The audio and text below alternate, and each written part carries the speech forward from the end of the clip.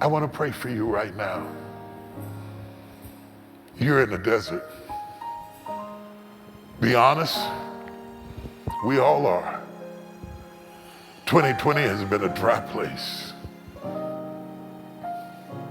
It has been a place of uncertainty. Not quite into our promised land. And hearing the reminders of our past behind us. This has been a year that we as a people, particularly people of color, have been reminded of our bondage like never before. We have heard the sound of Pharaoh chasing us yet again. How? We've been reminded that the right to vote could be lost. We've been reminded that we could still be hunted and shot down and killed. We've been reminded that we could still be destroyed, and how much we own and how smart we are has nothing to do with it. We have been this text. But God says, I'm going to bring you into a place of sustainability. I'm going to bring you away from your fear, and I'm going to fight off your enemies. And I am going to give you rest. And what we need to do right now is throw a party and dance in the middle of the desert and confuse the enemy. Because I want you to know, in the middle of a pandemic and an economic crisis, somebody's building wells for you. And you're going to come into a place of abundance because change is in the atmosphere. And all the people of the earth ought to rejoice, because the only person who ought to be mad is the devil. If you ain't drowning in the Red Sea, you ought to rejoice, because God is breaking the back of oppression and moving away the curse of the memory of fear, so that the slaves would not have to spend the rest of their lives on the run. That's why Miriam danced. It wasn't just that Pharaoh was dead. The threat of him coming up again was destroyed. God says, I will wipe out the memory of what horrified you. I got wells waiting on you and palm trees above your head.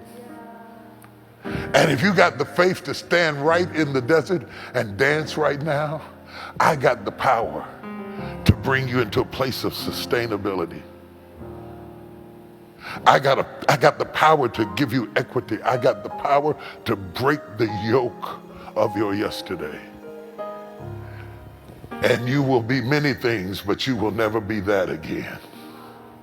You will go through many tests, but you will never go back to that again. You will have much opposition, but you will never go back to being Pharaoh's boy ever again. That's why she danced. She danced because women are mamas. She danced because she knew her sons would not be born in captivity. She danced because she knew her nieces and nephews would not have to make bricks and change beds. She danced over the possibility of a brighter tomorrow. And so I'm calling for women everywhere to lead us into the dance, and lead us into the worship, and lead us into the prayer that breaks the curse, that tells hell you can't have another generation. Not another generation. You cannot have my daughter. You cannot have my son. You cannot have my grandchildren. You cannot have my great-grandchildren.